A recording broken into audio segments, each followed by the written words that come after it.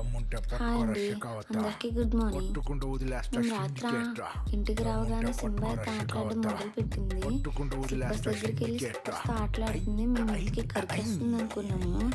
దాని కింద ఏముందో మేమైతే చూడలేదు. అది పట్టుకోవడానికి ట్రై చేసింది. తర్వాత తెలిసిందండి దాని కింద ఏముందో. దాని కింద ఏముందో కామెంట్ చేయండి.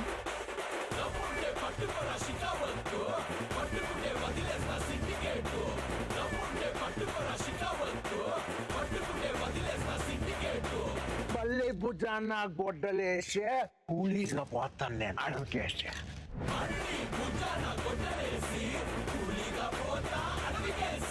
దమ్ముంటే పట్టుకోరా శకావద్దా